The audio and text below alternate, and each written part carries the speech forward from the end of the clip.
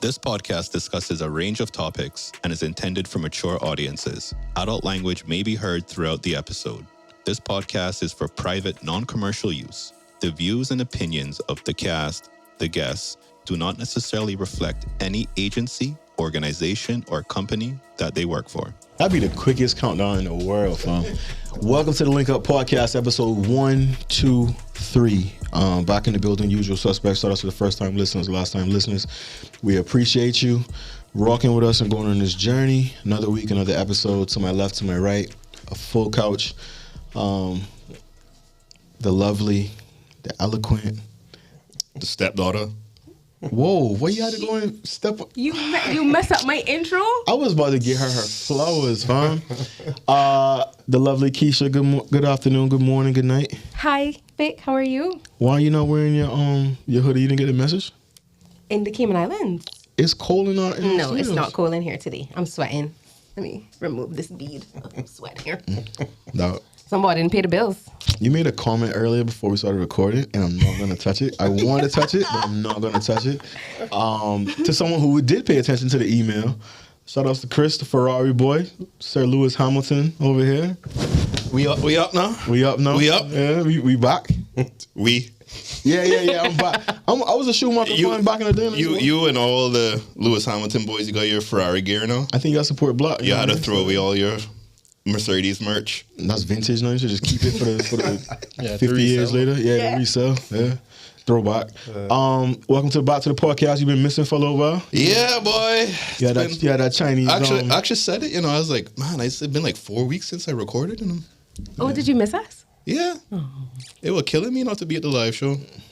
Yeah, it was killing me. You missed it. Nah, we didn't. Whoa, slow down. Well, I missed you. I can speak for myself. She ain't mentioned you one time that night. You're a liar.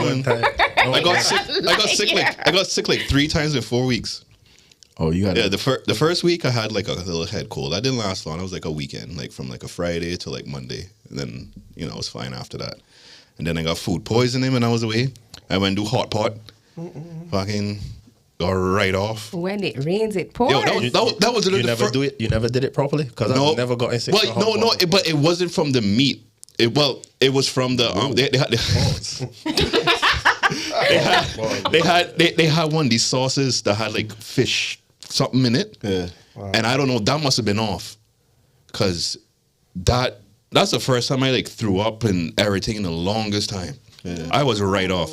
Healthy boy. And then healthy boy over and then as soon as I get back, I had the flu. Yeah, that Chinese one. Yeah, boy. You sure you don't have somebody pregnant? I've heard you get their symptoms. Oh, so that was the might have came from. Yeah, congrats, man. And then I almost died on my way back here. Yo, can you? Hold on. Can I guess? I'm doing the intros right now. Can I guess you came on 88?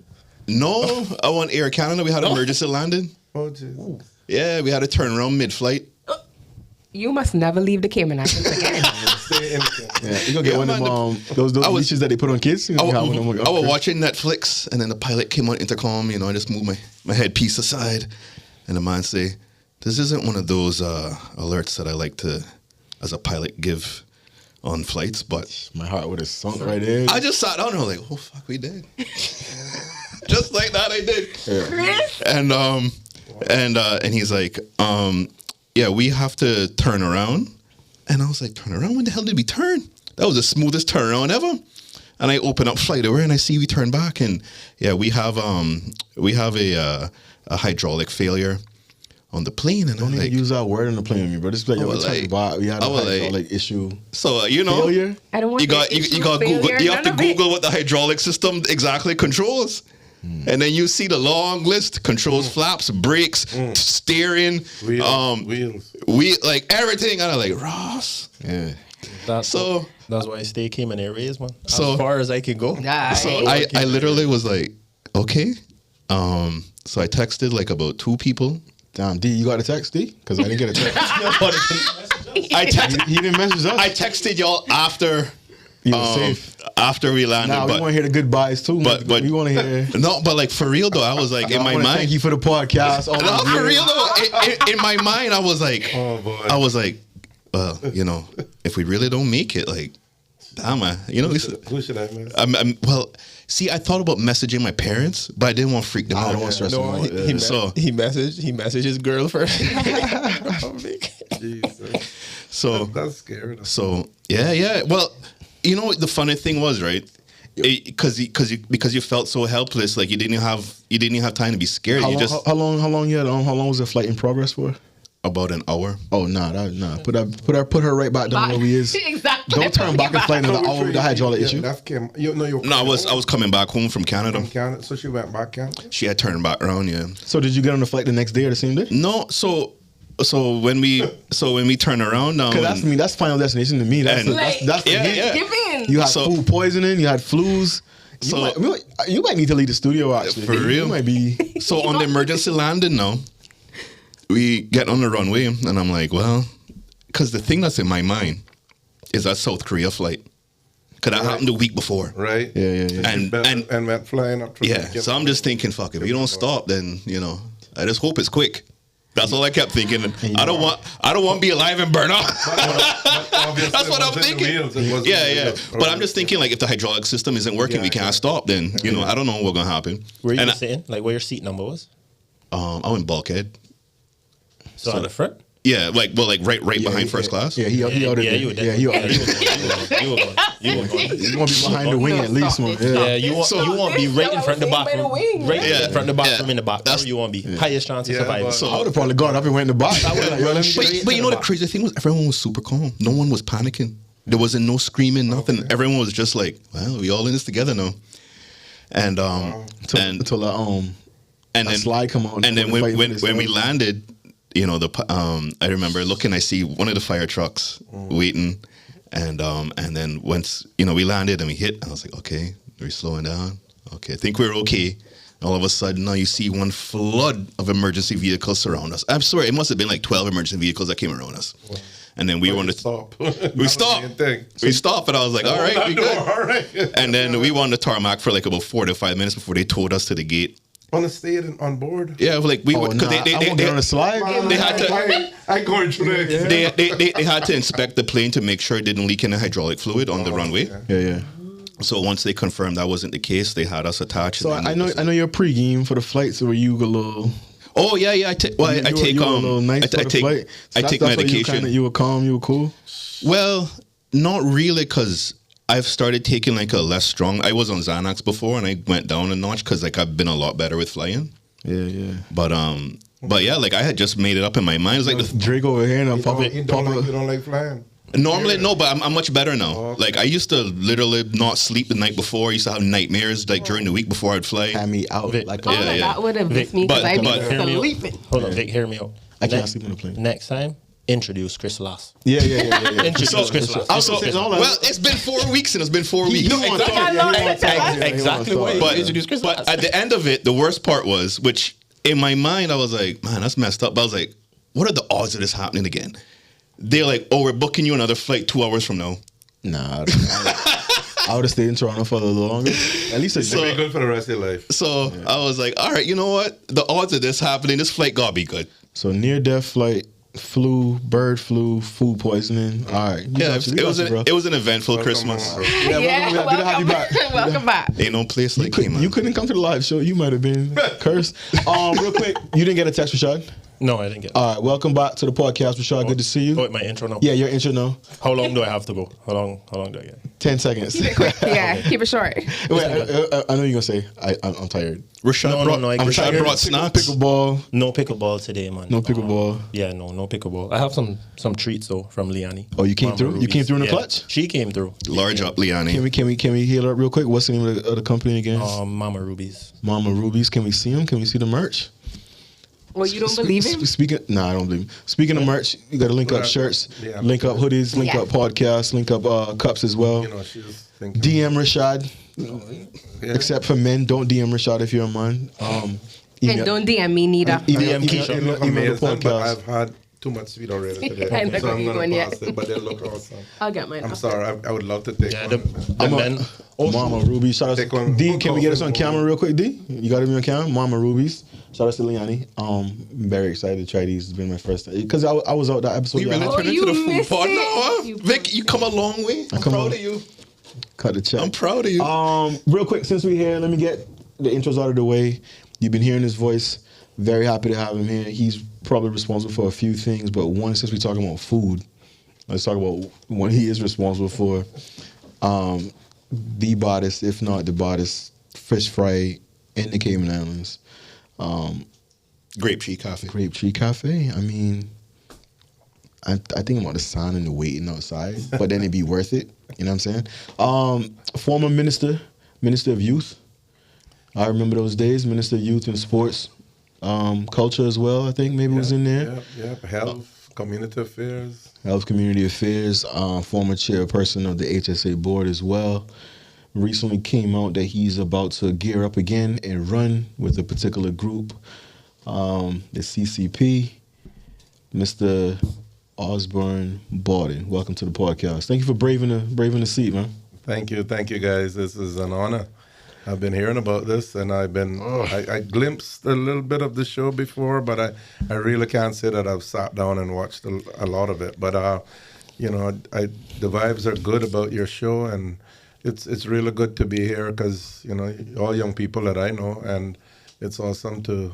I'm sure that your show hits the youth out there, and it's important that they hear from people like me, I believe, that have a little experience and is putting myself forward for office one more time. So I look forward to a nice chit chat with you guys for a little bit and wish you all the success. I'm thankful you didn't watch the whole episodes because you probably wouldn't have came. So thank you for just getting a little glimpse before we get into it because I want to get into some things. All right. I already have the episode title in my head. You know the episode title, Chris? You know it, right? Or no? You had mentioned it. Okay. Can I see it? Nah, we'll save it for a little bit. Right. But I want to give Mr. Bodden his flowers. Thank you for joining, braving the seat for us. Speaking of youth, I saw an old picture from about 2005, 2006. I don't know if you recall. It was you and Mr. Alphonse were right. You guys were in the parliament, and you guys are getting started with the youth assembly. Youth parliament, I should say. Yeah, we started the youth. Well, I think there was some form of youth parliament way back, but when Alfonso and I got elected with PPM in 2005, that was one of our very first initiatives to put the youth parliament back on track. So proud that 20 years later, I think it's coming up again in March or sometime soon, and that's awesome to know that it's still going. Some of our brightest young people have played a part in that. My own daughter actually, I think, played speaker or something one time. But, that in the youth assembly, as Minister of Youth back in my time, what those young people have to say is something that I believe we need to listen a lot more to because it is uncorrupted. They haven't been on earth long enough to have the biased views like me, an old soldier, and seen so much and done so much. But they're coming from a virgin position, right? With fresh ideas, with the latest technology in their head and what's happening in the world, and they sit there and we coach them and give them all the training we can leading up to it. But on the day, as a former member of Parliament, it did the heart good to see, because, going through all the training with them, it was a lot of rough edges and polishing them up. But on the day, to see how well they articulate, and not so much how they behave, but what they say, it carries a lot of weight to me. And those reports, year after year, they're done, the Youth Assembly and the Youth Parliament, and they're tabled. And unfortunately, I do not believe that they get the attention that they deserve, and that's quite regrettable. I come from that background with youth assembly, so I know how that frustrating I was. You spend months and months on an issue in the papers, and you try to put them out there.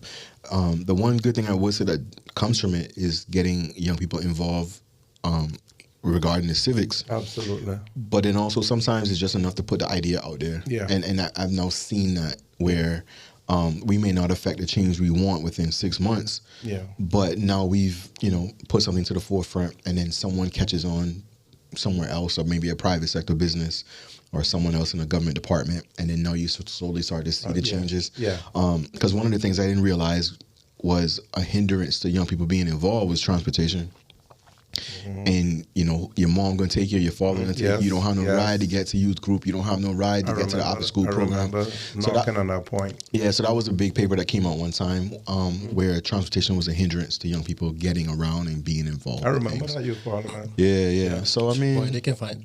Sorry? They can find rides to the club though. Oh yeah. And Kamana Bay. Oh yeah. Kamana Bay. Oh, But not to that. No. Oh wow. Very difficult. yeah, that's how you used to get there. Tell me how you used to get there Get where?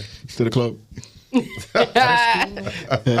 you sound like you were coming from a personal standpoint. That's all. I used to get dropped off, man. Yeah. I used to get dropped off. Man. I remember getting taxis to certain places, like you put money in and go get a taxi. But back to the everyday. You use a word there that brings something to mind.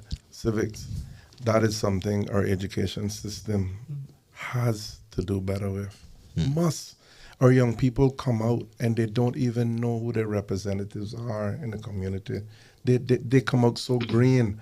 I might be speaking now and it's happening now, but as far as I know, a lot of times I still hear the criticism that we need to do better with teaching our young people from primary right up, because those primary school kids are smart.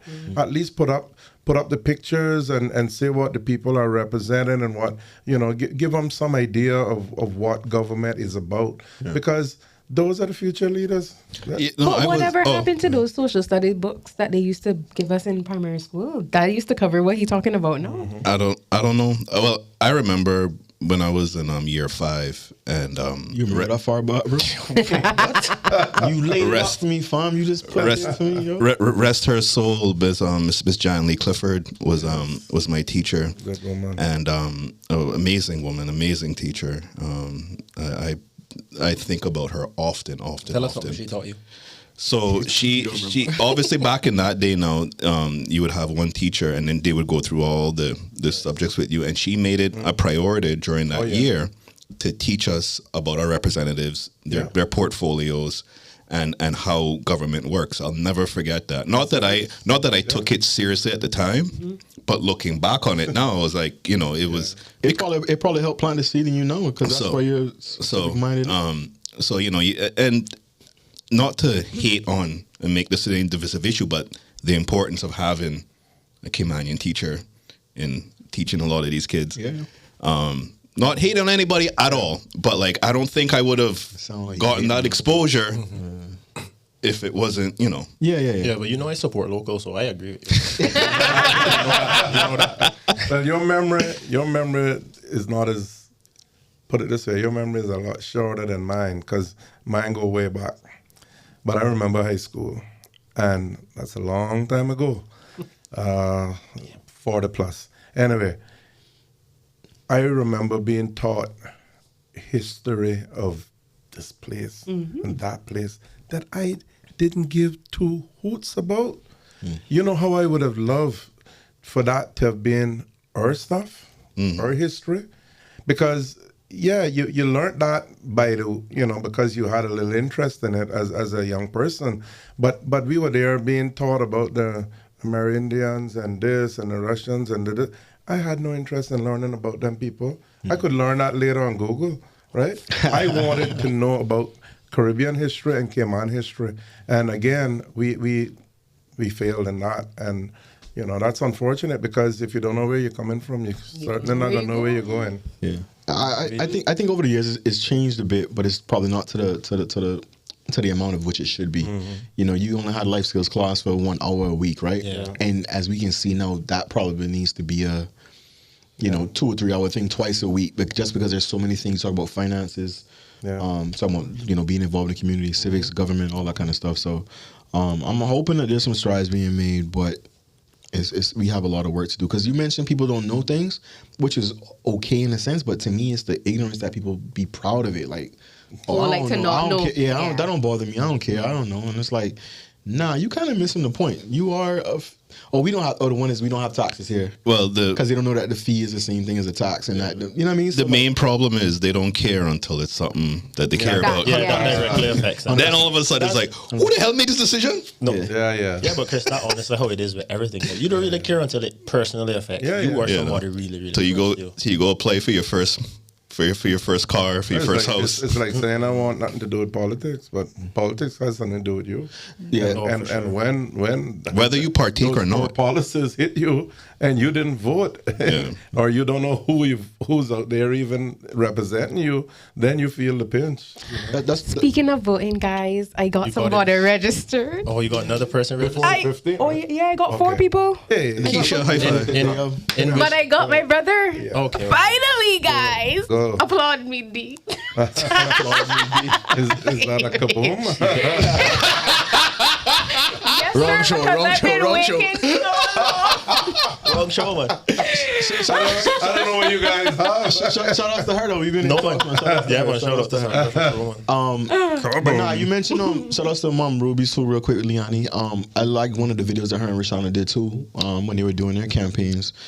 You know, that even that thought process about referendums. You might not want to vote for politicians, but when referendums come around, you're not registered, you get jucked, right? So I've seen people actually come up to me and talk to me about that as well recently. Shout out to a young man who told me he don't really want to vote for politicians because in the Constitution there's no way to remove them. That was just a talking point that we can get into another time later. But he said he is registered because he wants to vote on things like the referendums that do come up. So I think we looked at the numbers too. I think they said about 1,500 people registered to vote. That's a lot. In the last couple of weeks. That's a lot So because I do think that is. I think all the that's big. constituencies are going to go up by a couple hundred. Yeah, because they had a total of a little over 5,000 eligible people that were unregistered. So having 1,400 is huge. Yeah. On that particular day, that's not counting the people that registered before that. So you probably had more closer to maybe closer to 2,000 probably. Yeah, so that honestly don't surprise me being in events because people buy tickets at the very, very last minute. So when it comes to registering to vote, I knew they were going to wait until the very last minute, the last day really, to get registered. And if you look at the numbers, I guarantee you most of those numbers came on the day before and the 14th. Yeah, right I think he said it 12. had like about 150 emails that came in on the deadline day. At the time of like 1 o'clock. Yeah, I'm pretty sure if you look at all the days, that was probably one of the highest days because people always wait. They always wait last minute for everything. So Ozzy, what's one that how you call him on Ozzy? You cool? Like that? How you Sorry, be comfortable. Ask permit now. I give him permission. I know. Like, when I said he was Osbourne, I was like Osbourne. That's how well he know me. Yeah, man. But what's the hardest part of the campaign trail for you? Obviously, it's been a few years since you've been on the trail, but Right now, to be honest, the whole planning for the campaign is a lot of work. It's a lot of work. Getting out there and talking to people and trying to convince them to vote for you. Hopefully, they are voting for you, but if not, convince them. That comes for me second nature because I've been doing it a long time. I've been involved in elections since 2000, and I ran in every election since 2000, which is 7 elections, I think. There's a lot. Like I told you guys when I got here earlier this morning, I got up, I had to go do pictures. I went from that to doing an errand for myself and straight into a 1 o'clock meeting. And I've been in a meeting from then till now. Now I'm here with you guys. And sometimes it could be something else after this, thank God not tonight. But it is tough. Because we don't take this lightly. There's a lot of planning that goes into this. There's consultants involved. You can't do it by yourself. You have experts that help. And you got to get, when you're talking about setting yourself up to be the next government, which is what any group aspires to, then you can't just take it trivially. You got those policies, those positions of the people. You have to sit there and trash it out. And as I said again earlier, everybody comes with their own mindset. We're not brothers and sisters. We don't think alike. We are individuals who have all had different experiences and bring different things to the table. and you sit there and you pound it out, and eventually, hopefully, you come to a position where you can put forward a manifesto that is reflective of what people want. In our case now, of course, we've come out as a Caymanian community party, right? And that means that our emphasis is going to be on things Caymanian and pushing Caymanians to the forefront, right across the spectrum. So, you've obviously mentioned now that you've joined this new party. Mm-hmm. What was your process in picking who you wanted to run with during this run? Because we heard your name's rumblings with other groups. Yeah, and good question. I first of all didn't want to run. I was up until. You were enjoying life? I was enjoying life. I was enjoying life. Fish fry. Semi-retirement. And early November or so, I did an interview with the Compass at that time, and I told them that I called it a circus, what I saw going on in Parliament at the time, and I really didn't want anything to do with that. I'm just glad that I wasn't a part of it, because from the last election, when a bunch of independents came together to form the PAC government, I didn't have a very optimistic outlook on how that would turn out. Well, it turns out I was right. We've seen, I don't have to go through, but we've seen the number of different premiers and the different people leaving this side and going to that side, and finally now a major fraction that took place, right? So I got a lot of encouragement, that's the word I would use, out of Bodden Town West to represent that constituency. The people who live there, and I know a lot of them, because remember now, I've never represented under one man, one vote. I've always represented when it was multi-member constituencies. Right. So 17, when I came out, I was part of a team, a PPM team, and I've been out since then. So I was like, Jesus, man, I don't really want to do this. I'm good. I'm really good.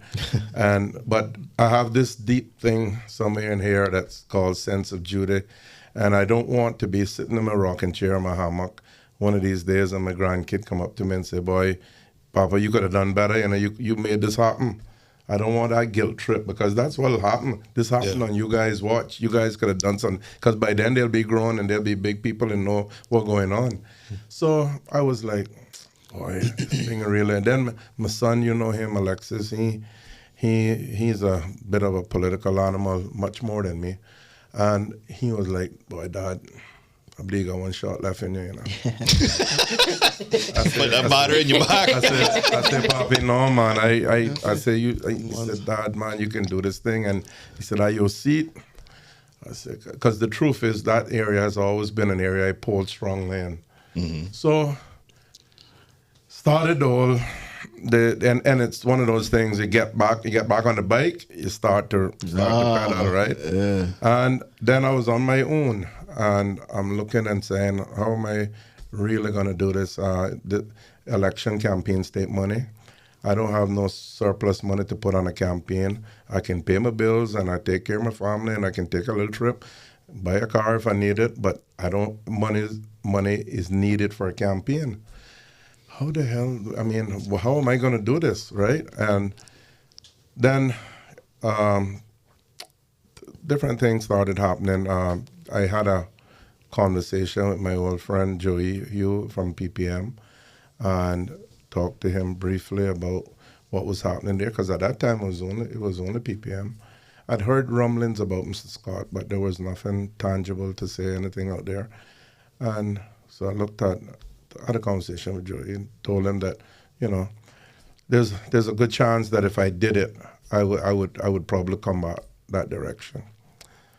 Then I think that let me get the timing right. PPM put out a picture of people that they basically were looking to be a part of their candidates and whatnot. And I said, I'm not sure. I don't think. Maybe not. Maybe they'll come an alternative. And So I kept my options open. I didn't sign on the dotted line. I didn't make any strong commitment.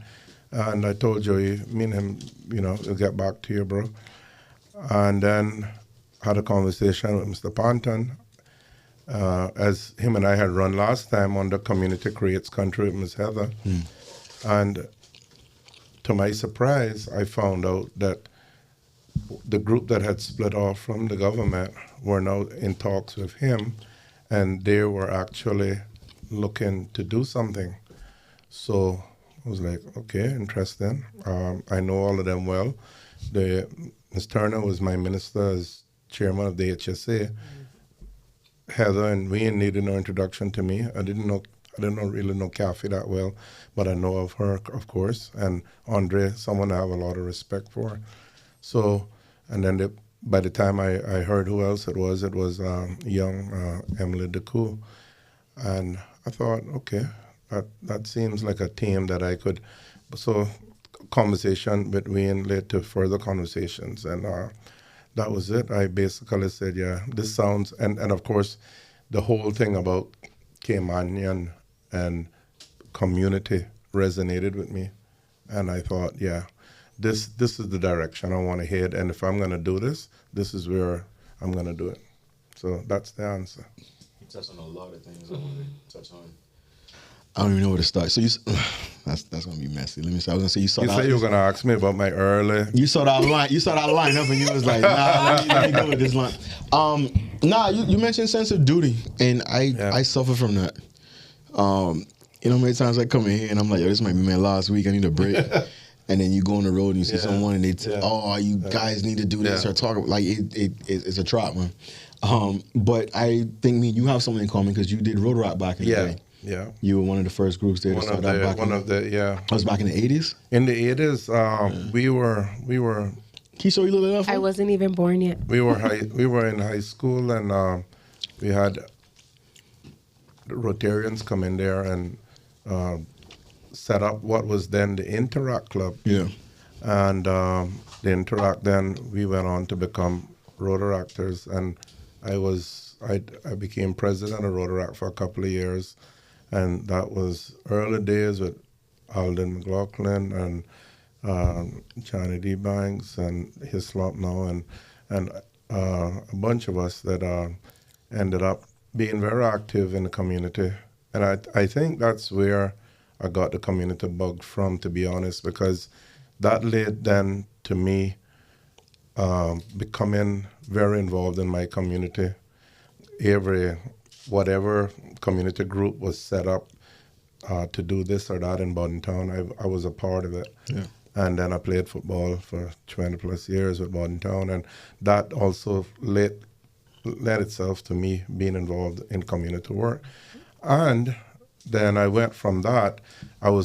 You would think I was on track to become a Rotarian, and I became a Lion. That's what I was gonna say. You switched out on us. Large up the Lions. Again, I looked at a club. He looked at the lineup. I looked at the lineup. So that's how I know. That's where the PPM route came in then. Yeah. From the Leos. Lions. The Lions. Yeah. Because I became a Lion in 1989, and I'm a life member now. But of course, my friendship with Alden back then was from a young boy right up, and we came up. Me and him joined together. I was a little bit ahead of him, but then we got very close with Kurt Tibbetts, and we would hang out together and party together and all that good stuff. The man himself. And we became a unit, and Alfonso, of course, and so you could see. Although the Lions Club is not political, I can promise you that, because one of the things that you don't do is discuss politics in the club. But with the forged relationship, the close connections, the knowing each other's ability and all that stuff came into play. And it gave us, it's like you've been playing football with a group of guys for a long time. You just know each other. We really knew each other, and that became then, that group PPM came about because of the coup in 2001, right? 2001 when Mark slipped from under Kurt. But so Kurt was leader at the time, and I remember the protests. McKeever did a little simmer and left him, and then of course those guys were left in the lurch. So him and Alden and the other three, which was Miss Lucille, Miss Edna, and Anthony Eden, formed the PPM, and those five of them I get that right. No, Arden McLean, sorry. Miss Lucille was with us, came on after. But so Alfonso, Miss Lucille, myself, we were some of the early bringers on, just like how I am coming on to this five now. Back then, I came on to the PPM in the early days. There were many people. There were Elio Solomon, Kenneth Bryan, Sandra Catron. They were all part of Mario Rankin, all part of PPM back then. And we used to meet in various locations, and we built a very strong movement. Like I said, we had 4 years to build that movement before the 2005 election. It was supposed to be a 2004 election, but Ivan came in 2004, pushed the election from November 2004 to May 2005, and we swept the elections. I mean, we destroyed. I remember the front page. They had brooms on the front page. Yeah, man. We totally dominated. People were driving in cars with the brooms out. I wasn't reading papers them times. Because McKeever Bush had gone on to form the UDP then, and they were in there, and they were not handling the aftermath of Ivan too well, and we came in and blew them away, and we had a very strong party for a long time. And, you mentioned your son, Alexis. Went to school with Alexis. Shout outs to Amber. So you mentioned Amber. She's listens to the pod. Shout outs to her. She actually posts the pod. So shout outs to Amber. Oh yeah, I learned about this from them. Yeah, I think she did her traffic update one day. She was in traffic and she was like listening to the pod. So shout outs to Amber. But your kid, I mean, when your kid comes in and you say, "Yo, I think you got one more shot in you," that has to tug at your heart. That has to say to you, like you said, in terms of the guilt with the grandchildren, but then also the district that you're going to run in, which is Bodden Town West. I think last time you ran in Bodden Town East. Right. We know that there's I guess some would say a very strong competitor in Bodden Town East. So the move when people are calling you to come to BT West, they probably just makes sense. But I got to ask you a question real quick. Are you aware that BT West is Mr. Rashad Rankin's? That's his demographic. That's his district. So you got to watch out because he's quiet while you've been talking. I'm hoping that he not gonna come and run against me this time. He said March 9th. He hasn't. I'll give him the seat next time. Okay. All right. So what he gonna do now? Richard got to stick close to me this time. Mentorship. For 4 years, and we'll turn the seat over. Okay. All right. We'll have a ceremony, and you guys will be there and all that stuff. Right? Yeah, I love it. We'll live stream it. But yeah, Bodden Town West. I mean, you say people were coming up to you, I guess. I think that, I mean, to call a spade a spade. I honestly think, with no disrespect, that the representation has not been what it should be over the past 8 years in Bodden Town West. I like, as I said to you guys, Bodden Town West was where my strong support was. I left it knowing that and went to the East for the party to try and run against Mr. Seymour, my good friend John. I lost to John. At that time, Robert Bodden, and I ran against him. Robert was UDP, I was PPM. I'm not sure what John was at the time, but he was there, and he won because me and Robert split the support. So last time around, now in 21, I said, yes, we got John. No, Robert, you come with me. We gang up on him. So Robert became my chairman, and we ran another election. And boy, I don't know what John got, but he found a way to beat us again. So people ask me, I say, who? You think I fool? That man cut me twice, and the second time even more? That's enough. Yeah. Somebody else deal with John. I'm not dealing with that. So obviously the people up there, for whatever reason, they did not want me to be the representative of Bodden Town East, and that's fair enough. I hope that they're happy with their decision, and I was happy with myself. I went home and took care of grandkids and all that, and run the business and take care of the family. But now, as I said, this heavy desire to see Cayman do well, this passion of mine for my people, because whether I'm elected or not, I help in the community. I want to make that clear. I constantly help, whether it's a donation here or whatever it is, to whatever cause, especially if it's youth and elderly, I don't shun away from it.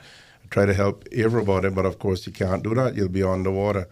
But I help, and I help good causes. So I don't have to be elected to help, but I do have to be elected to make policy decisions and policy changes in these islands.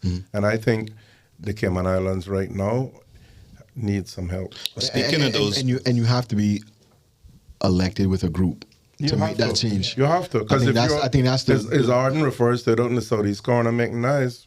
You're beating up your gun, but you're going home tired for nothing because you ain't getting nothing done. Because you can bring motions, and people will even accept them and pass them, but they don't have to do nothing to it. You ask them to consider. We considering it. Yeah, a pass a motion. A motion to consider. Yeah. But you mentioned too, in terms of your experience in the last 2 elections, I think that should be commended as well, because some people don't catch on to that, and they'll be right back again trying to run or trying to defame or talk bad about someone. No. Hear the results, respect the results, and say, let me move to this direction if that's the case. Chris, you were going to say something real quick? I don't even remember. Wearing your Link Up podcast. By the way, Link Up podcast hoodies are available. Cups are available. Shirts are available. DM Rashad, unless you're on mine. DM the pod at Pod Link Up. Speaking of policies and wanting change and seeing change, what were some of the concerns that you had in the direction the country was going, I guess, over, if it's 4 years past, 2 years past, 1 year, whatever it is that stuck out to you, that really solidified your decision to make a return? Because of who I am, I get people all the time coming to me that are hurting. And people are hurting in so many ways. Basic cost of living is crazy, right?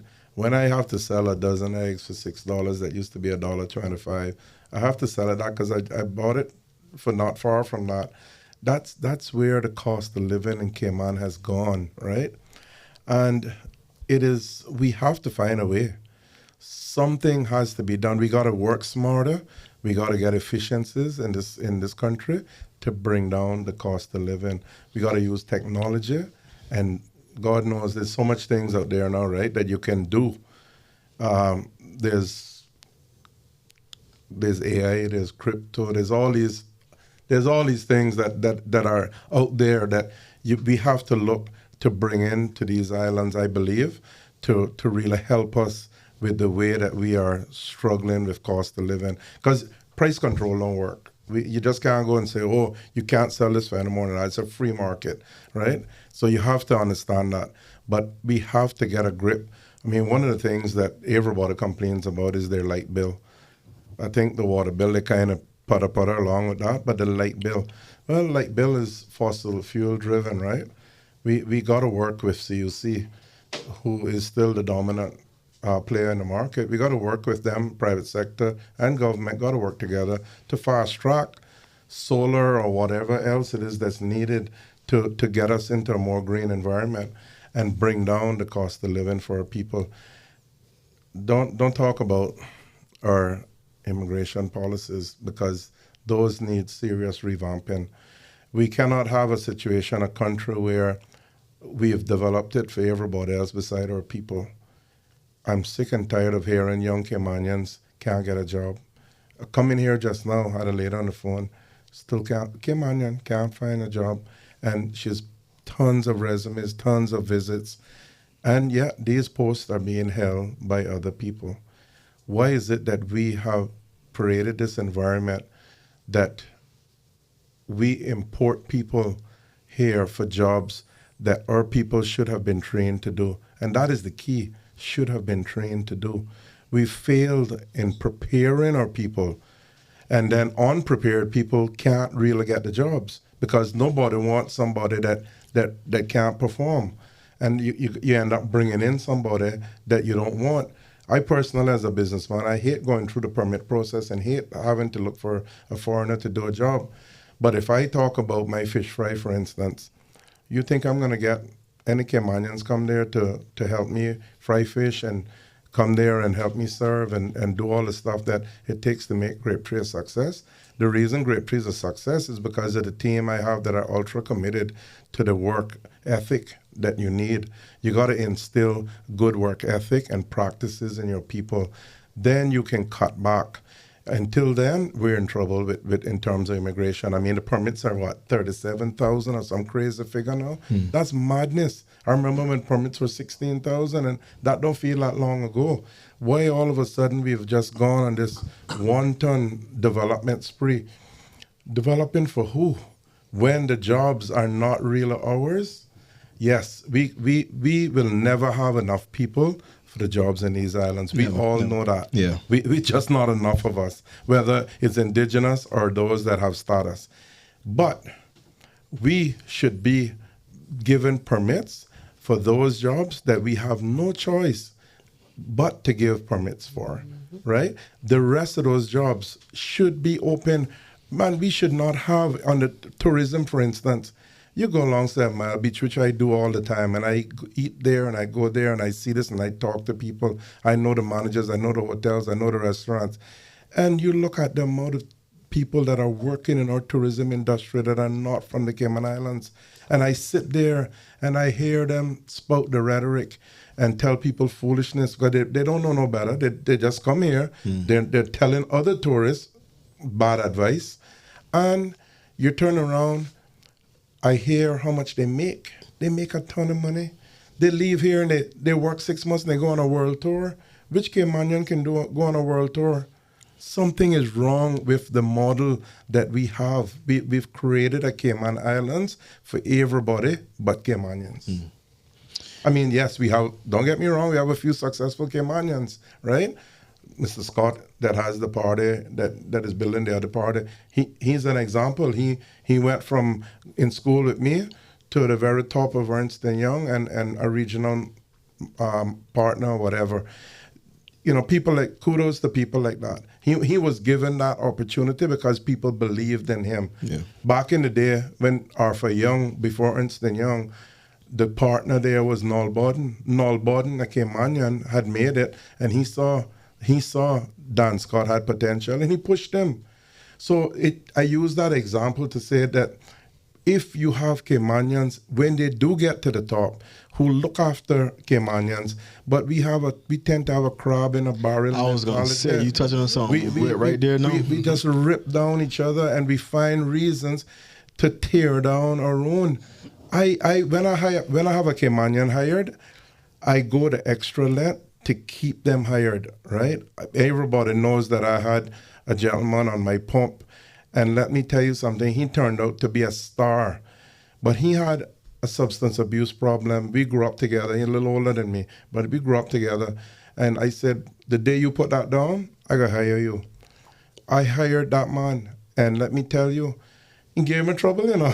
Don't get me wrong, he gave me some trouble. Yeah. But I gave him, I never see a man with more warning letters and more final warning than him on file. But I never fired him because he was one of my homeboys.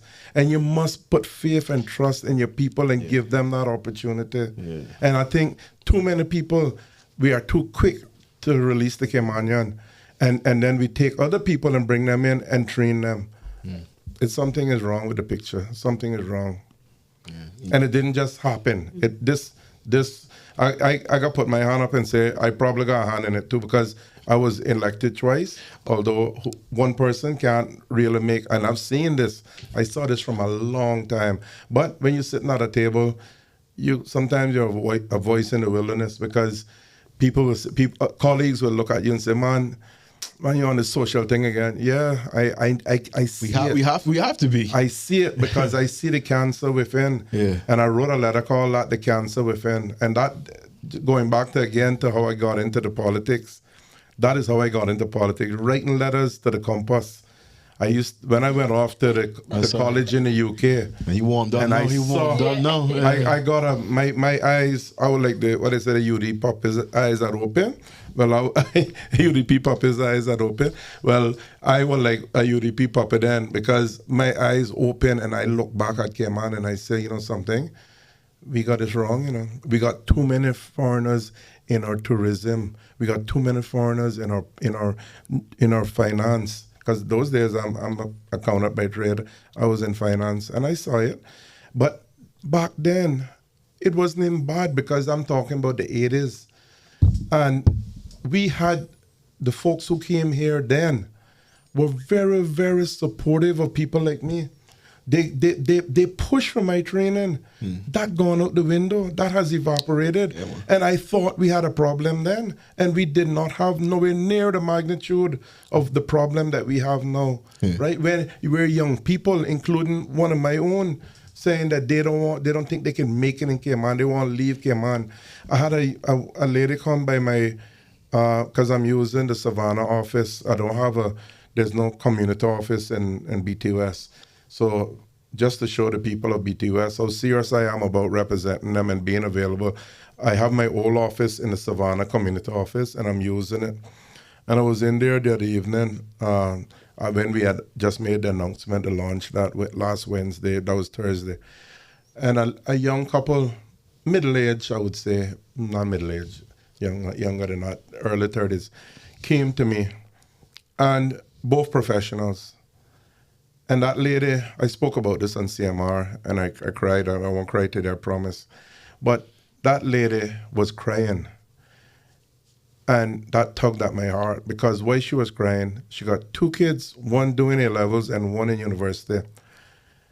The one in university could vote, but refuses to refused to register no matter what they did, and says they had no future in Cayman. Why register? Why vote? He not coming back here.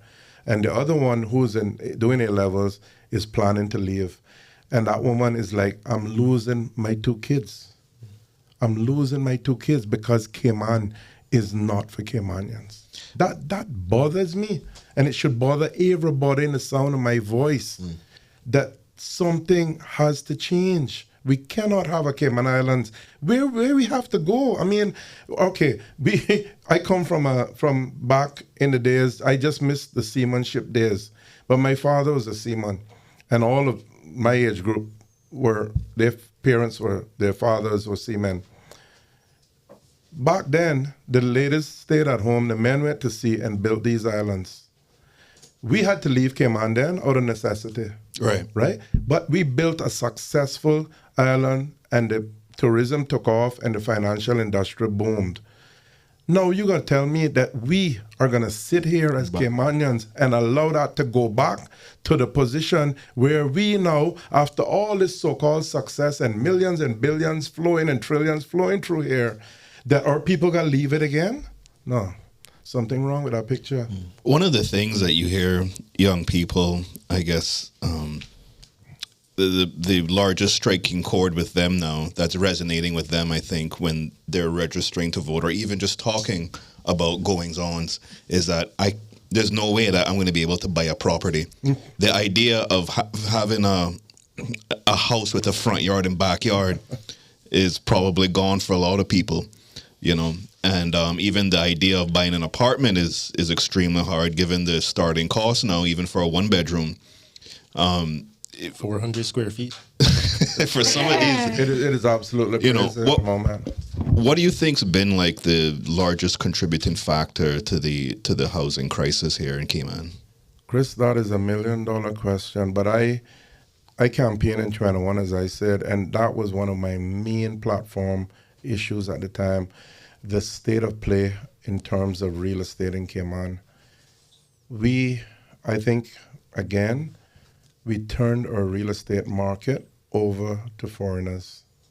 Plain and simple. Cerebral. If we had more Caymanians in our real estate market, we would not have had, I think, this large sellout that we've had. The people who are selling our properties, you see their pictures up. You hear them, oh, welcome, so-and-so. All skilled in real estate, of course. But they are making millions, and they don't care. They just want to sell. Sell. I'm not saying the Caymanian real estate agent not looking to make money, of course. But I don't think that we would have had the one-ton wholesale of this island as we've had. And people are buying land that hasn't even come to the country. I'm telling you guys, I sit and I talk to people. I talk to people in tourism. I talk to people in finance. And I just, it pains my heart sometimes to hear how easy it is for others and how hard it is for us. Right.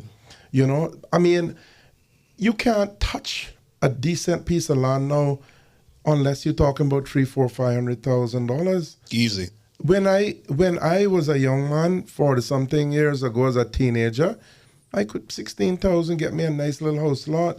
You know what I mean? And live the Cayman dream. Not even in the Bronx. And that's like a half acre, no? 16,000 almost a rent. You know what I mean? Come on, man. We are. That is rent down Snug Harbor. I really, you know, people saying, oh, there are people out there I see on Facebook now saying, oh, you know, you better buy it now because when 20 years from now, you're going to say that was cheap. I don't believe that, though. I don't believe that. I believe that it is a false inflation in the market of real estate. Okay. And I think it has to come down. It has to bottom out. You think it's a bubble? I think it's a bubble. I do. I believe. But I mean, to your point with people who are, not necessarily from here, because that's some of the arguments I've heard too, where they don't want us to give work permits to real estate agents anymore. Then that should be probably reserved for Caymanians.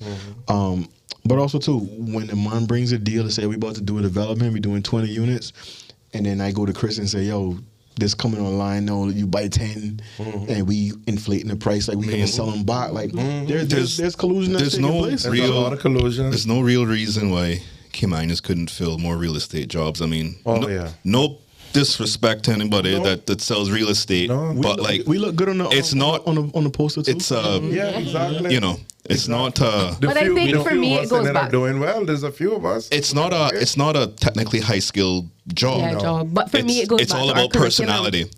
We don't have the selling sunsets image that way. That's why you know. So, but no, I agree because real estate is probably like what 10%. Caymanian real estate agents, maybe. Yeah, if that much. If that. There was a boom a couple of years ago. Everybody was getting into real estate, doing the exams and stuff. Yeah, but that died out. They realized what the game is, though. Like it's rigged. It's one of those things that you get out of it, what you put into it. Some people are not prepared to pay, and they realize the difference with people that come here because they come here for a reason. Yeah, they come here to. They don't have to worry about. You know, the kids at home, unless they're here for a long time, of course. But they ain't got to worry about the mortgage and all that, and the dog and cat and all that. They come here because they are focused to do a job and make as much as they can to leave Cayman, right? So the amount of money that leaves these shores, you know, not just on the high and low end. I mean, God, the Cayman, if we had some of that money staying here and circulating here among us, we would have a better living. Why are we so scared to, as if like if we were to enact some, somewhat would consider like maybe a harsh or hard penalty? Why are we so scared? Hold on. Why are we so scared that people are all of a sudden gonna not come here anymore? Chris, that has been because in my mind it's like been around from as what's going to stop people? I was a young boy. Every time that we speak up, we are called xenophobic, we are called racist, we are called every name under the sun because we are pro-Caymanian. We have to take hard decisions this time around. We're going to have to make some unpopular decisions that people, if not, then it don't make sense for me sitting here beating up my gum and going there for 4 years. We're going to have to do some serious adjustments to correct this ship. But that's what I was going to ask. You know, you've been a minister before. You were obviously running with people who are from the financial industry, i.e. Andre Wien-Ponson. How are you going to manage the special interest groups that are going to come after you guys when they hear these policies or when they hear these thought processes that you guys have of pro-Caymanians first? Because that would be a concern. Yeah, it is. But, you know, one of the first things you got to do is watch where you take money from for your campaign. Because when they fund you heavily, they have a little bit of control. But this group, I can tell you from sitting and talking already, we're taking a different approach. We are not going to be dependent on no big single donor, and we are making sure that we can go there and do what's needed. They're going to come and they're going to argue, and you're probably going to have maybe even the chamber shouting at us. You're going to have, because, you know, once you start to make decisions that change, people don't like change. Mm-hmm. They don't like change. Mm-hmm. They resist change. So when they're going to say, boy, these guys acting kind of radical, and they're going to kill the goose that laid the golden egg and all the stuff you were talking about, the scare tactics. But I've always believed people respect us because, like I said, I talk to plenty of people that come here, and we have good conversations. And they would respect us as long as the rules are clear and fair, right? The problem is if they are not fair and they don't know where they stand, then they have a problem. But people know that we are a small set of islands. We have to look after ourselves. We must. And then you come after that. You come and help us build. And if you really, really love us and you want to be a part of us, the system will allow that to take place over time. Sure. But everybody come here can't be a Caymanian. And everybody that comes here should respect these islands and these people.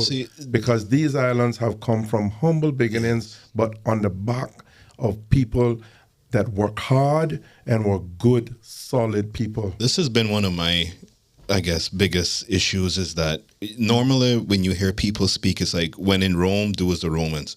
I feel almost as if when in St. Cayman, we do as the others. Mm-hmm. Absolutely.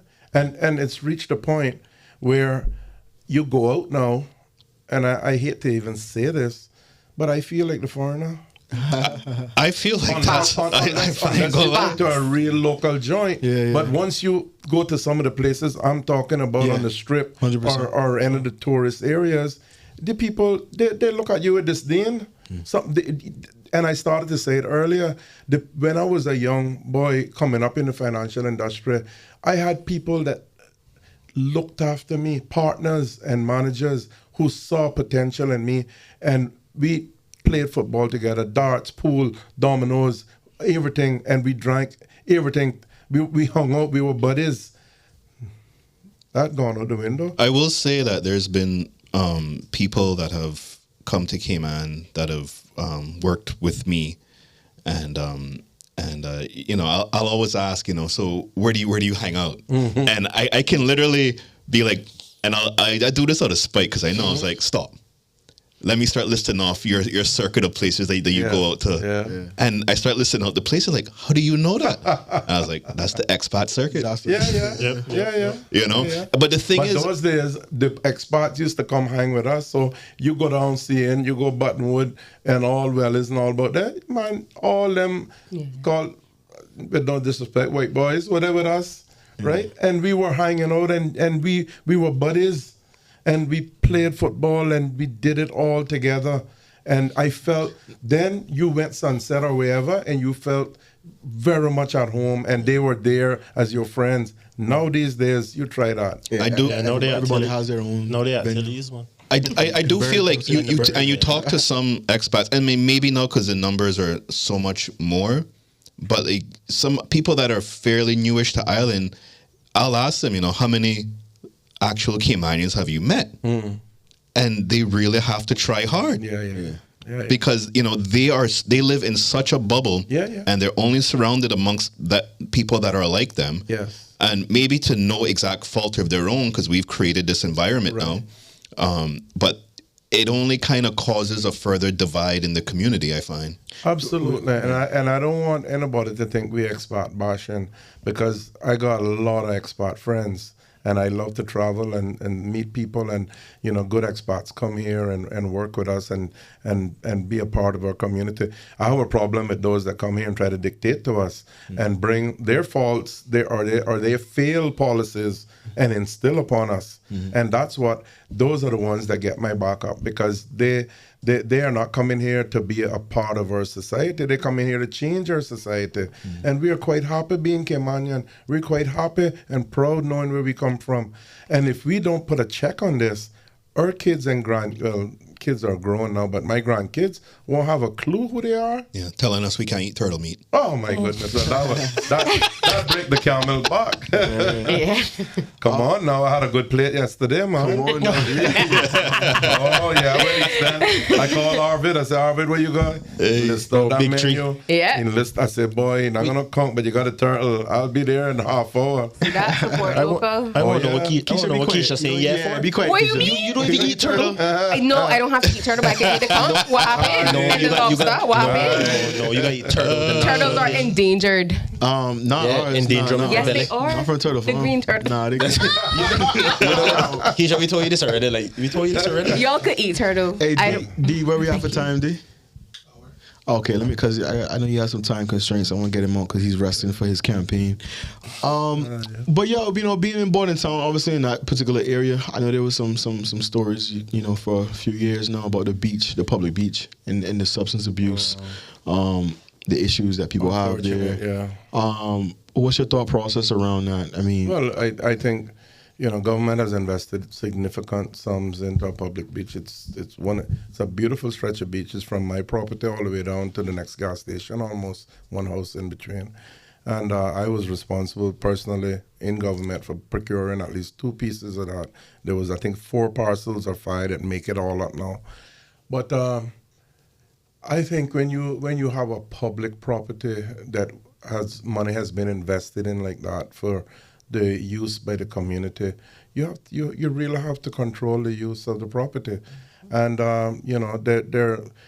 unfortunately it's been allowed to go on for so long, where you have undesirables that hang out there. You have some locals that like the spot and they they hang out and they're not really in trouble, but you have other people that go there and there's all sorts of stuff that goes on, right? And not necessarily legal stuff. And the police are aware. I honestly think the police just need to do a better job taking care of business. Many times, there's been reports of this and that, and they do raids and then it stops and nothing else happens again for ages and it goes by. They have a sign up there, big sign, black and white, no loud music. But they play the speaker right by that. So I don't see the necessary enforcement that should take place.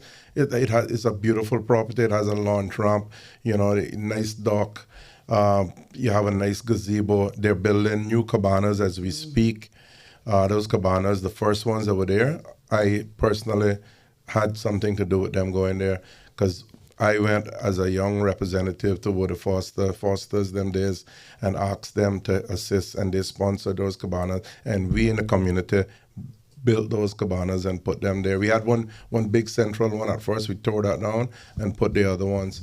So they served their time, a long number of years, 30 odd years, I guess. And, new ones are going up now, which is great. But the beach has to be available. It should be for wholesome activities, families, tourists. There should be an information booth. There should be craft. All that stuff is what we saw when I was in government back with Mr. Eden and Charles Clifford in 05 to 09 and the Go East Initiative, then under Tourism Minister Clifford. That was what we saw, Bodden Town and East End and North Side becoming a real beautiful place for the tourists to come out and enjoy and have information, that people are not lost and coming around and asking for this and people telling them foolishness. Have proper things set up and they can enjoy a nice refreshing drink. They can enjoy some locally made craft, and become a bit of a cultural center, and that's how I see the beach. But what has gone on there over the years now is not necessarily what it was designed for, and I hope that sort of thing can be corrected. Speaking of the beach, What are your thoughts on the current state of public beach by the Kimpton? Oh, I thought you were asking about the sun. But anyway, that's two issues. The sun is one, but the state of the merchants out there. The other day of a big fight with tourists on the beach. Fight between vendors. I heard about some molestation in the bathroom of kids. No, man, it's out of control down there. It's out of control. And again, there's no good reason why we can't police that. Not necessarily with police, but with some sort of security. I mean, and that's another thing. Mention our word security. I don't know why we have created this Cayman that we have to have all this security all over the place. But yeah, you need it in some cases. But honestly, we got more security than you have in the States, you know. You go to the States and you don't see that more. You see police, but God knows, I don't care where you open now, you have security. I got security at my business, you know, and that is a worrying trend because that tells you there's a decline in social fabric of the island. Yes. So we have to get this thing righted. It is so many things that is going wrong. We have too many people in here. We don't know who they are. We brought them in. Some of them are here. They don't have no work. They're moonshining with this, with that. You got people in here charging people for their permits, and they're out there doing all sorts of work that not under the permit. Man, let me tell you, there's a word for it, but I won't say it, but it's something sure that is not nice because we got to get a handle on this. We got to bring back enforcement into our immigration and make sure that we furnish it with enough people. You need the days when Graham Rankin and then when immigration chasing people down Eastern Avenue and that's what we need, Bob. Shout out to Graham. You need Bob, but you need I just saw that one time by Onyx. You think immigration had some of the fastest people chasing people down? Yo, you're not supposed to be here. You wear your papers. Yeah, man, but we gone, man. We just got everything. It's like a free for all for everybody. Graham ran crossing one time at Onyx one. He was fast, and I said, "Yo, I'm not Graham." Graham was fast, busting ass over there catching somebody. Yeah, man. I know for the beach, all we gotta do is just take the beach chairs and just burn them up, throw them away. People come and bring their own chairs. I was getting to that point there where I was asking about the beach because they literally you can't even play football on the beach no more out there because it's just covered in chairs. I used to do that every weekend. And just sometimes. But it's just sad. Most of these people are not our people. No. The majority of them aren't. The majority, it is crazy. It's crazy. I mean, that public beach was not designed for that, right? No. I'm a member of the Lions. That public beach was managed by the Leos from as long as I can remember. And that was there for wholesome activities. Now, it is a commercial thing for everybody and Jack. I don't understand. And I feel a way about that because I thought I really took pride in the fact that people could come here and not get harassed or not not makes us different from people would say I can go to the beach, sit down, and not have to worry about anybody ask me for this, ask me if I want to ride, ask me if I want to get my hair braid. Try and upsell a million things. I can just go to the beach and go to the beach. Yeah. And no, I don't know. I'm not a fan. As a tourist, when I go away, I don't like being harassed. No, I hate it. So I can imagine how the people feel and they complain, and some of them will never come back. So yeah, the other one is the sun. Now that one is a pet peeve of mine, because we again did it to ourselves. We allow these developers to do as they wish and build too close to the water. You're talking when you say that we allow. You're talking about the planning board. The planning people. They when these people come, why were we so lax with that? We are too chilled out. We take mankind to the extreme, and we let people do as they wish. I mean, look at what happened with Royal Palms and Coral thing next to it. Yeah. Now I see where Marriott have a thing in the paper. They want build beach. $6 million. And that's dark. About to spend $6 million to restore their sun, and hopefully it will spill over to the other ones. I really do hope it does, because I mean, it is for someone who loves to walk 7 Mile Beach, when I do get the opportunity, I love to being able to walk from all the way up by Kimpton, all the way down to Pageant Beach. Man, I nearly drowned. You can't do that. No, you're drowning. What is this? You I can't- couldn't believe it. When you I can't get across dark house now. By that place, that's, You got to swim under the cabana to get past. what a condominium next to Coral Beach, going north, begin with an S. Is it the Sovereign? Sovereign. Yeah. When I get by Sovereign, I look at Sovereign Beach. I said, "But what happened? You look like a bum went off, right? Because the sun is eroded, and then you got to step up to get to the building, and of course down from that, coming back down to Royal Palms, and I was like, no man, this is unbelievable, man. This is unbelievable. I used to run for football.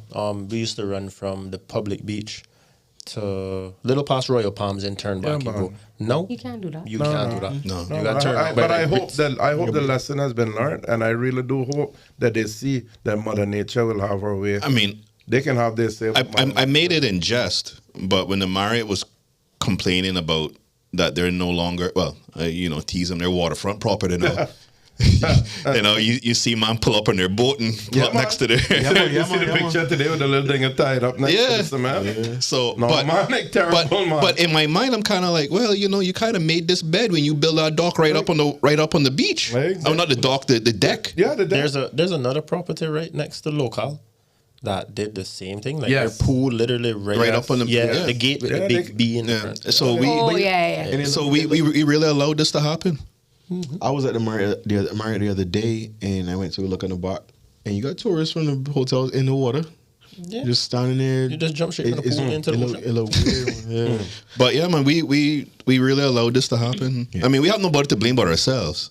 No, don't get it I would twisted. just go see. I don't mind jumping from the pool straight to the ocean because I hate sand. But that, It look over. Yeah. but that just because sand get everywhere it's not supposed to get. Yeah. Right. So, but that might especially 7 mile sand, right? Yeah. But I don't know what sand they're bringing in. I hope it not all course one. Let's hope it's good. That's sand. what I was saying too. That you gotta be careful with. Yeah, sand you gotta be bring in. careful. No, serious? It's a lot of Serious? because little small things you have to think about when it comes to you. Can't just go because back. we have a powder fine sand on 7 Mile Beach, amazing sand.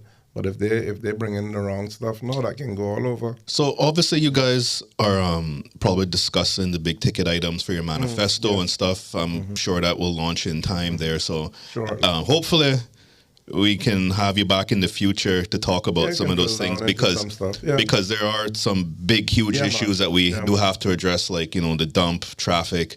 Oh my God, traffic. Education. Being a Bodden Town, traffic is a big. So I know, obviously you have to, you guys are still at this point curating all of those things I into. appreciate that. So You need anybody for Red work? Bay? 'Cause we got somebody for Red Bay if you need somebody. no, we don't. We got, No, we don't. We don't have nobody from Red Bay. I gave him a pinch, so you got somebody for Red Bay. Don't worry. We got Red Bay right here to the right. You're They gonna got be impressed. You're gonna be impressed. Okay. They got traffic in BT West right now. Say what? They got traffic in BT West right now. Yeah. In fact, I can't go home. No, you can't. I might as well stay and go have a drink. Yeah, man. They got traffic in BT West right now boy. because they're doing work right in front of like Wilty Tell me Drive. something. Well, I want But to tell me something. I don't knock NRA because they really do a fantastic job, right? But somebody explain to me, are you guys young and smart? Why they had to use that amount of asphalt? They just use round that corner there for? Where? You don't feel like you're on Daytona going around that bend? Where that is? North Valley by where I not been up there in a minute. You not been up there? No, not I in a can minute. guarantee you this, Chris, shaking and his I'm not head. exaggerating. They bank that corner, right? You know what you call Norman Water corner? Okay. Right after you pass where you kill the cow. Right. Oh yeah, Okay, yeah. by his- But isn't that because people are crashing out there all the time, so they try to give them a little But listen, ease them around the corner a hear bit the easier? joke. Hear the joke. I hope that the answer is clear because I can make a little light moment of it now. But from where that asphalt stopped by them people wall to the old asphalt is about 2 foot. It's a dip. Yeah. No, that can't stay like that. So you gotta do one or two things. You gotta You fill either it. gotta put in a guardrail, which I assume must be coming. I think that would. It gotta be because if this is what made me laugh. That's a drop. If you know normally now after you do the road, then you kind of like take now and you kind of smooth off the side. And how they try smooth off that side, they going over them people wall because the trajectory is like this, brother. Yeah. And the wall got about this much left because the people wall already eat up with the old road. Because they wall when they built it, they probably had a 6 foot wall. They left now with about they got I literally, it's funny. because that right in front of like my parents. Also just The go off mustard like that. wall, about 3 foot of that wall left. Oh, And how you push that asphalt, so don't know that, man. Yeah, I used to have to when I used to jump that fence because I used to jump the fence. But Yeah. You would jump in fence. I used to go Tell down them the get street. out of your business. Go down the street to get groceries. I used to go down the street. Yeah, it used to be a time to scale. Now I can just go and just put one foot over, one foot over on the neck. But Chris, to answer your thing, yeah, people shouldn't even be speeding on that road. I don't know why they do that. Well, People- boy, people I can be tell you speeding what, they have everywhere, a boy. nice piece of road there now, so I believe that they can feel like race like Hamilton now. Because no, you go there now, you can feel the vehicle, you can feel our lane, man. They got a nice bank on that. As long as they don't hit into 24, 38, But you gotta watch out now, because if anyhow they go into a drift, they come in straight across out there, you know. So you got to tell Barrow now, straighten up that fence. They stay away from that green wall. They just stay away from that one. I hope. You don't want him come out, man. Here, No. he would look at me No, like, boy, he gotta took one fix this look, thing boy. And he would go back inside. Oh, grab the coke card. No, man, play wood. Play Yeah, man, he got in the back. Okay. Wow. Yeah. Where we at? Anything else? Let this man get back to his business. I don't know about it, but I tired. But it's been good, guys. Yeah, man, we told you it wasn't going to feel that long, man. No, man, it's You gone well over an hour now and easy. Yeah, but I talk too much now. I'm done. Yeah. I'm done. I think you got a pretty good idea who I am, the listening audience, and I hope that I inspire some young person out there to follow what I do one of these days, because it's here for love of country and for the my people. Because without that, I wouldn't be here. I really wouldn't. I could easily be doing something else right now. Yeah. So, yeah, man, this is it's very demanding. My family knows, because it pulls a lot of family time. Destroys a lot of family time, and without their support, I couldn't do this. I have 3 supportive kids, a supportive wife. I have 3 grandkids now, and one of them, she's almost 9, and she's already into, Papa, where are you going to be again? You're going to be a minister again? Does that mean you're going to be in charge? Was that the one I saw you in Saboko? Yeah. She's my heartstring. Yeah, that's Alexis' oldest one. Oh, okay. So she's she's probably end up being a little politician, because when last election she was 5, and she was in the middle of the campaign, running up and down, little child. But now she's starting to understand and pay picking up. attention. Yeah. I'm sure Alexis giving her the information too. So she gonna come in her policies if you get elected. That boy is a politician, man. Jeez, So what he waiting on? he come in, I believe. I tell him no, but I think he come in one of these days. Him and Rashad can decide on that. I know I can't. I done after this, man. Yeah.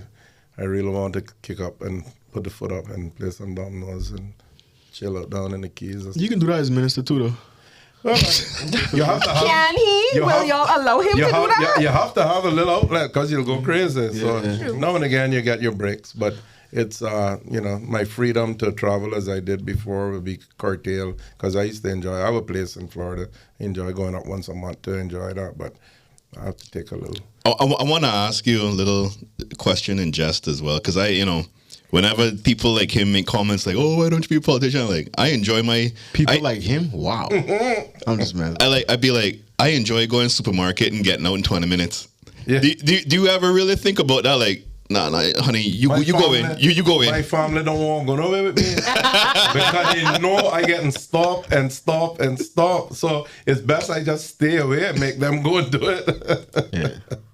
But ultimately, you love it. You have a service. If you don't, you can't do it. I think, and because I'm doing it for the right reason, this is not about money or pride or ego or nothing for me. This is, and some people looking at living do this, but this is not about looking at living. Yeah. I'm comfortable. I can make it from here to the graveyard, but it is. Damn. It is those that are looking at living are the ones you gotta watch. Yeah, right? for sure, because for sure. they're doing it for the wrong reason. Yeah. The heart is not there, and when they buy your vote, they'll sell your country. Yeah, for sure, Remember for sure. I want to thank you for coming by and joining us, braving the couch. Yeah, that was a hard. That was crazy line. When they buy your vote, they sell your country. I said bars, son. That was crazy line. Hey, he not smiling. He's straight. No, he said he was that he serious. ready to go, That was a right? line. That was a bar. Nah, that's a bar. But nah, thank you for joining us. We appreciate it. Wish you all the best on the campaign. Thank you. Thank you all. I hope you get your rest. You know, do the work with those guys, get your manifestos, get everything prepared, get things ready. Yeah, man. We're working hard. So. But don't come back here again without some samples from Grape. All right? We gotta get some fish, I don't know how I man. can do that because, like I said, we closed. We on can Mondays. record another day. Yeah, man, you tell us. We bring the studio to you. We've been on the road. We do live on a Sunday. You know what I mean? Somebody tell him we bring the studio to him. Have Andre and everybody meet us there, man. We do a lot of that Grape Tree, man. Yes, but now I want to get you out appreciate of the here. support, guys. Yeah, man, I want to get you out of here. Like I said, wish you all the best. All right, bro. Please don't be a stranger. You're welcome at any time. Thank you, man. Oh, she's doing handshakes. Yeah, he was my minister one time. That's why. You minister of youth. Yeah, at one point. Thank you for joining us. We catch you on the next time. We look out for you and keep in touch. Thank you. Thank you. Osbourne Thank you Bodden, for your BT service. West. Thank you too. Welcome back to the Link Up Podcast, episode 123, 123. I love that sound of that number, episode 123. A lot of episodes in the tuck. Please go back and listen on all your platforms. The YouTube videos aren't there, but definitely the audio is there in case you do want to listen. Rashad, I thought about the sex episode a couple of weeks ago. You remember that episode? Mm-hmm. No, I was just going to say something random. I think we should have a big event when we get to episode 345. Ooh. We gonna make it a 345? I think We so. are? I think so. Well, I'm trying to retire from the game, bro. 2029. Yeah, well, that long time, but I did the math in my head quick. I'm like, damn, that was a long time. Nah, we about to do 2 a week though. Been 4 years. It's been 4 years now. We only at 1, 2, 3 But then, No, nah, we because got back then other it things on wasn't top of that, though. consistent. because our anniversary is next month. Nah, but we had a lot of special episodes, different pods. Yeah. But D trying to get us to do 2 a week. One gonna be behind a paywall probably though, so we can really take it back to the old pod. Yeah, no, we need someone. We need to get there when people miss the episodes. Man. Some of the stuff I went to Vine and Top on Sunday. Vine and Don't Clap? say nothing. Don't say nothing.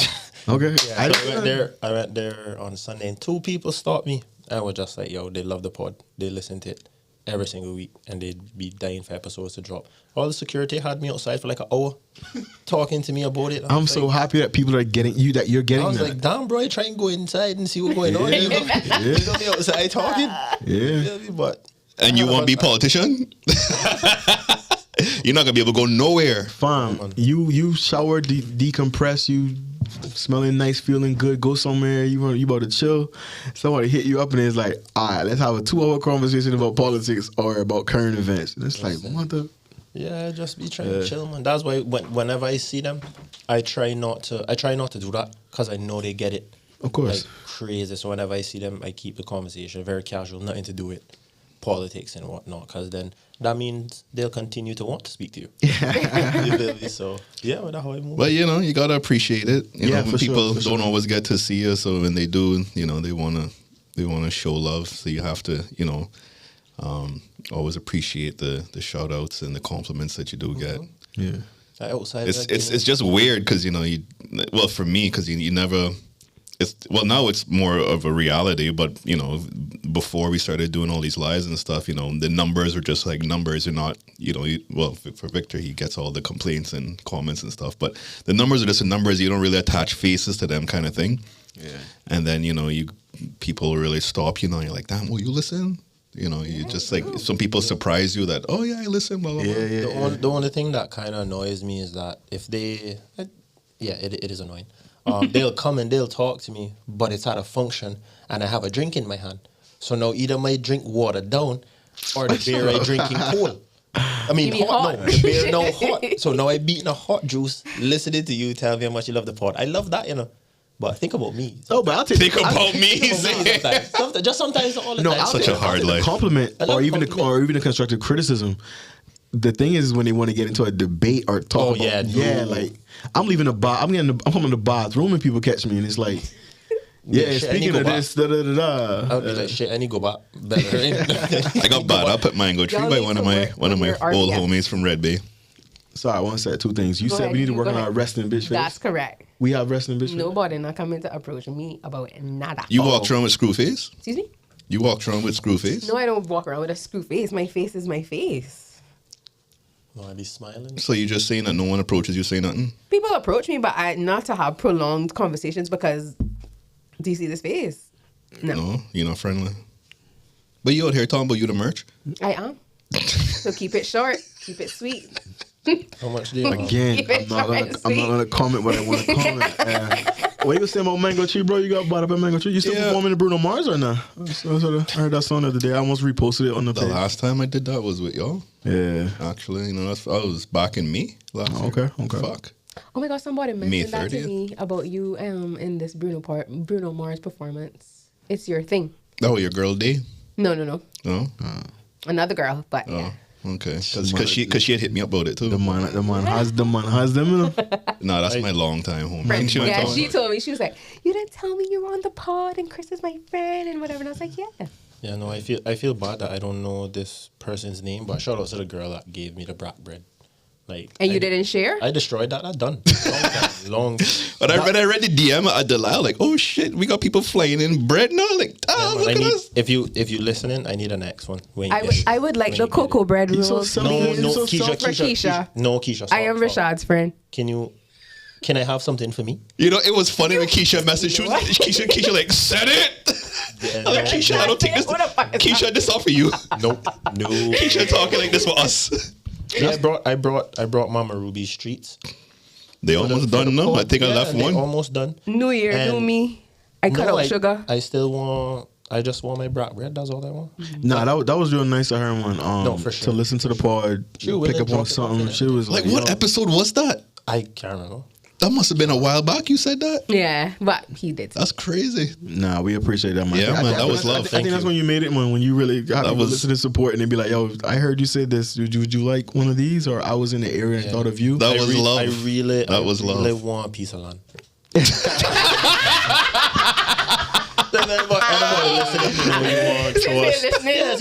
want to throw us a piece of land. Since y'all feeling generous. Oceanfront. Oceanfront. Don't be greedy. My bad. They don't need to have a lot of sun. Closed mouths don't get fed. You right. So can have some seaweed. Yeah, seaweed. We clear that up. Some turtle grass. Chris been almost dying. He thinks he's still here. Rashad got some brat bread. Keisha's still out of her business. Yeah. And you? Yo, I meant to ask Mr. Bodden while he was here too, because he was on the HSA. Shout outs to the pediatric ward. My son was in he had like a day or two. He was admitted for his the flu. But he went down too? Yeah, he was down. Damn. But the people on the HSA, man, they came through, man. They were really good.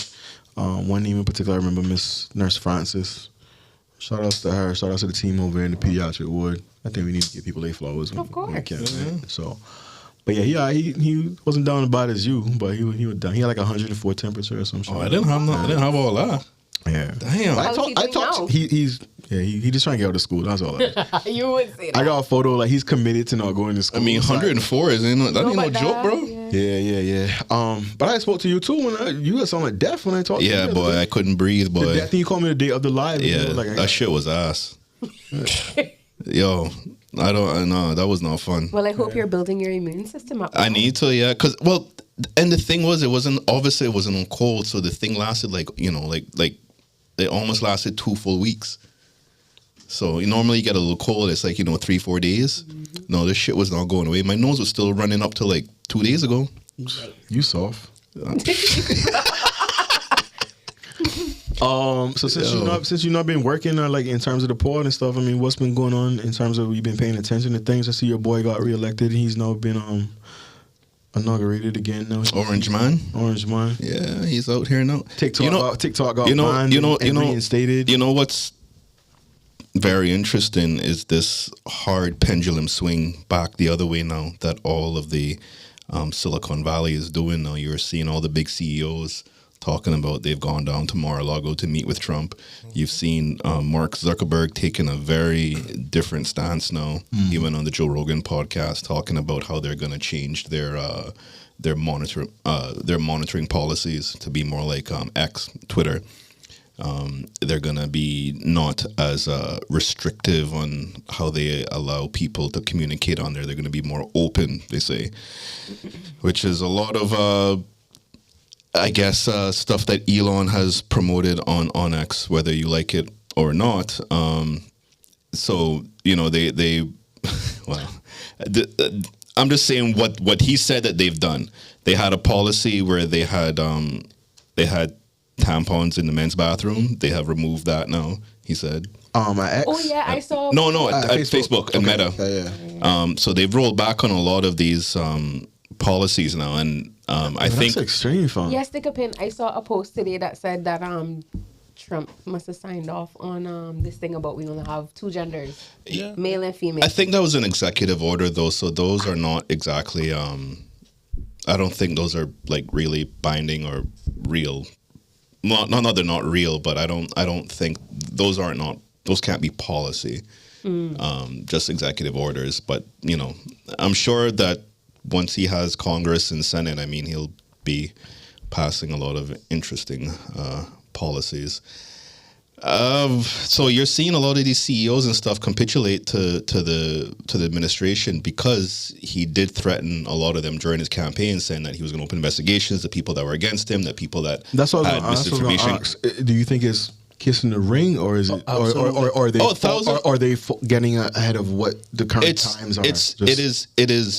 It is straight out of. It is straight out of share price. Yeah. It is. They are looking after their share price. That's all there is. They don't want to get in bad bad blood with the president because they know that he will actually take action against them. It's not that they can be normally if you have a president that isn't as volatile that you can be at odds with them knowing that they're not gonna retaliate against you. But he will go after them. So that's why you're seeing all these guys. They're literally flying down. You've seen Bill Gates do it. Tim Cook has done it, and Tim Cook is the furthest thing you could imagine from being right wing, right?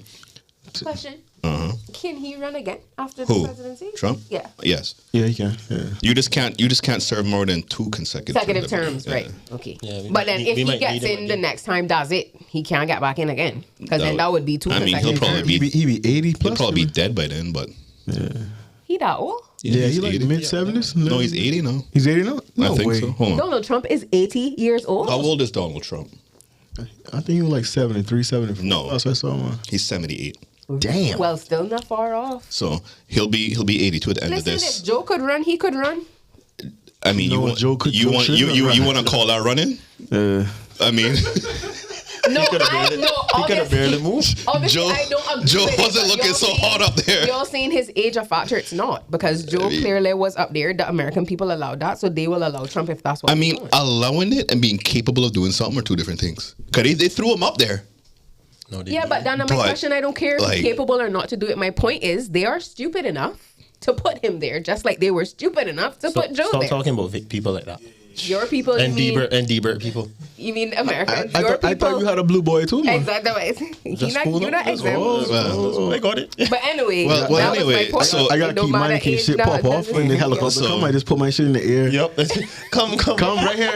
Listen, Bye, Chris. Bye, Keisha. Everyone else. Bye. Keisha trying to run. They pushing Keisha back. Yeah. Stay back. I'm not going to the U.S. I can promise you that. well, we'll see. We'll see what happens. Yeah. You know, he's taking credit for the ceasefire now. I heard the audio. I kind of got gave him some credit because he came out and said, "Yo, look at now, if all the doors straighten up, Yeah, he like, said- I come in." He said, "Fix that shit up." No, because if no, not, it's gonna no, be no. problems, The only thing I thought about, and this wasn't trying to hate or nothing like that, was did he know ahead of time that this was going to happen? 100%. And the reason I say that is because when you're president-elect, you start to get briefed on national security matters.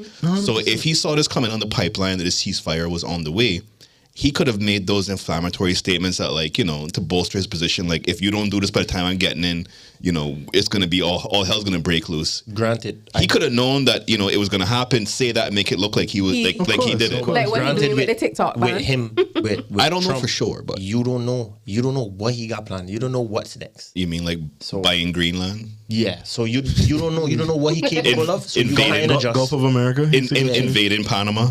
yeah, you kind of just listen and be like, yo, nah, this nigga be talking wild. So let me. But it's happened before. I think they said it happened back in the early '80s. I think with with Reagan and Carter when they had the hostages in Iran. I think it was like the next president was coming in.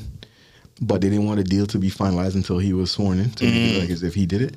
So I'm just saying that there's always, you know, these things that do take place. Like there's some collusion and like working together. Especially the TikTok thing. The TikTok was the biggest thing. Yep. That was great promotion for TikTok. That was the biggest scam ever. Yeah. People actually thought it was going to get banned. Did you hear Trump say, I love TikTok. This is why he took credit for it in inauguration.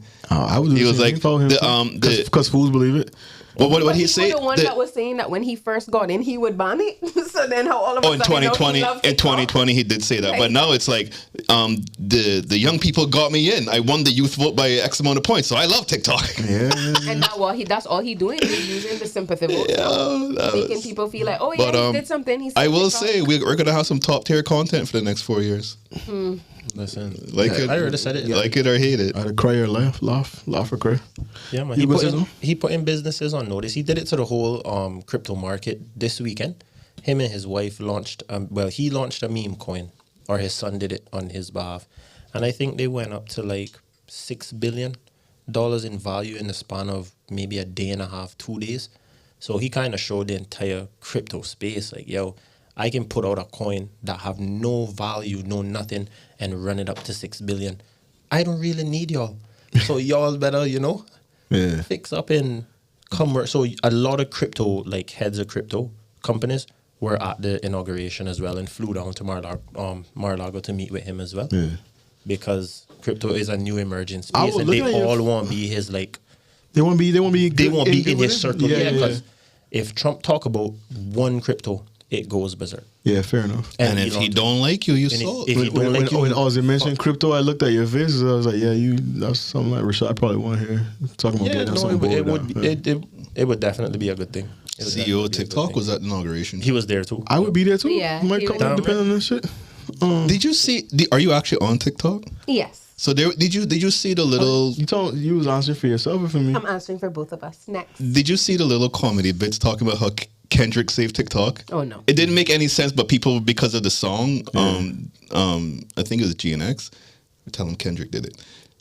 They were just saying Kendrick saved TikTok. No one gave a reason why, but everyone was making these videos talking about how Kendrick saved TikTok. No, is that a UMG? You never saw that? Is that UMG bots pushing the song?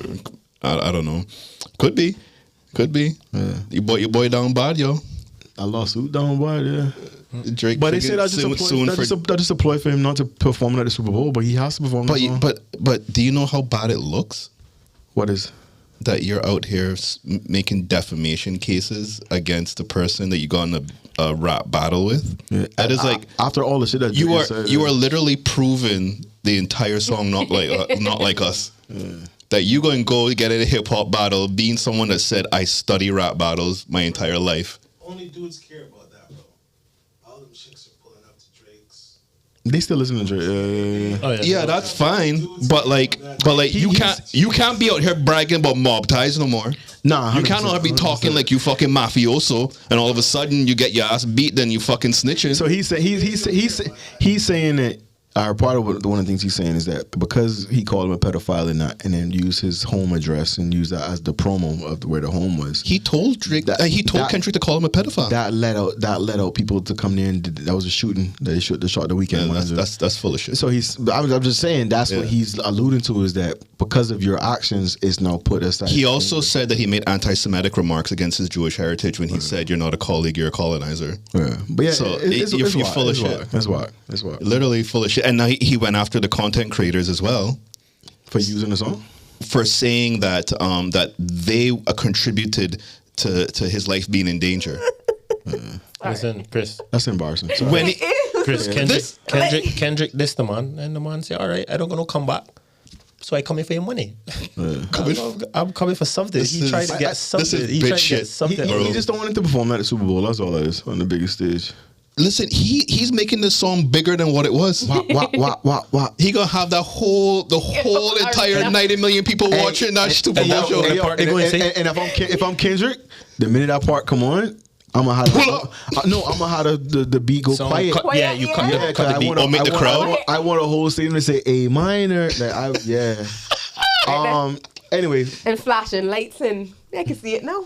Listen, It's terrible. We laughing at pedophilia. But no, but like in No, the we're song, not. but hold on. And the worst thing was in the song Taylor made the Tupac AI song. said it, yeah. He told him talk about how you like little kids. So let me ask you this real quick. So he tried to A rabbit him hold on. or Let's B get, rabbit. Sorry. let's get off that real quick. Anyway, Since you're talking about Drake, the LeBron freestyle. the freestyle. Oh, that's not a bitch move. Like you snitching on a married man. Wait, he dissed Goat James? Yes, you don't know about this. How you say He put out a freestyle saying, "Don't let me come and tarnish your public image." Basically. Oh yeah, because Brown got bitches in Canada. For sure. For sure. He had him in Miami too. with the propaganda? He had him in Miami too. Nah, but Brown not listening unless Brown listens. What's up, You Brown? don't know. You don't Yeah, that's true. And then- but nah, that's this been a this. No, but what I'm saying is, and then like he doubled down on it by telling academics to go and talk about it. So academics went out there and said, "Oh, Braun was running 2 mans with Drake in Toronto." Yeah. It's like, what part of the game is this? Yeah, that's all. All right, yeah. So that me- one, that so one a me- little bit so too me- far. me- Because he you went to the fall out. concert. You fall out next week. No, you don't come on the pod, and I come on the pod now and say, yeah, don't make me. Rashad, yeah, I outside. I outside the next week. Like, yo, what are we doing? We were running 2 man at the pickleball court.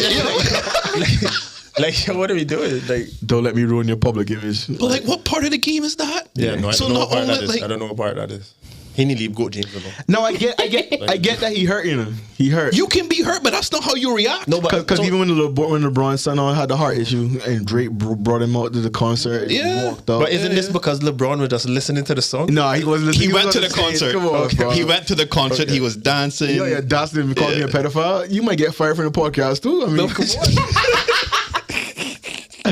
It was a good song. Like, I don't really listen to Kendrick, but it's a But don't good go on the song. stage though. And you gonna threaten the man's family?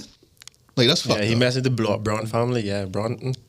But we know Braun out there. Braun I been out can there. guarantee you when Lakers play the Raptors, Drake not sitting in the fucking he not gonna be there. Yeah. We'll see. I don't think he'll be. I don't But think he'll be there. you know what's funny? In June, Kendrick's doing back-to-back shows in Toronto. Oh shit! Braun got flying on. That's wild. I hope that a weekend in the Lakers game. That is wild. June. No, he brave to do that though. That means LA not playing in June. That's true. And he yeah, that's true. and Oh, fuck. he not playing Raptors either? and he not playing in the arena. He not playing in the arena. Where he play? In the stadium. Oh, Yo, what's up? What's They up? really What's, gave him- what's, they don't fuck with Drake. what's going on? What's going on local wise? Anything in your mind for you out here? Local wise. Yeah. Not here recently, no. I want to get D out to his family. Keisha got a date tonight. She said, With my bed. I'm tired. "Yeah, her bed." Yeah, we'll go. How good were them comforters? Which one? Oh, you mean from the show? It's Yeah. really good. I didn't know, I was like, saw that, I had a cuss Vic. I was like, oh, right, so we're now eating food in the pod now, huh? He ordered them on the spot too. He was like, put it in me. Shout He, out. he didn't really order them. He just kept mentioning like, "Yo, I love come out and cook for this." No, You heard it? no, he you ordered them, yeah. Okay, He okay. ordered And Luigi picked up quick. He a businessman, so he. But shout out to them, man. That was a good final live show. We did 3 of them. Is it the final one now? I hear people biting you up about another one now. They don't know the work behind it that way. Oh, yo, quick thing.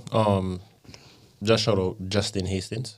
He won the 2025 Latin American Amateur Championships, that golf tournament. Yeah. Oh, I saw that. Yeah. So he got a free pass to the Masters, the U.S. Open, and one other tournament as well. I can't remember. That was the one that Aaron Jarvis Jarvis won yeah. too. Yeah. Yeah. Yeah, we got some pretty good golfers. I was we got some in the golf course. I was gonna say, if you look back at it last year, it was a good year for sports. And came on, the men's team getting a big victory, going up in the leagues.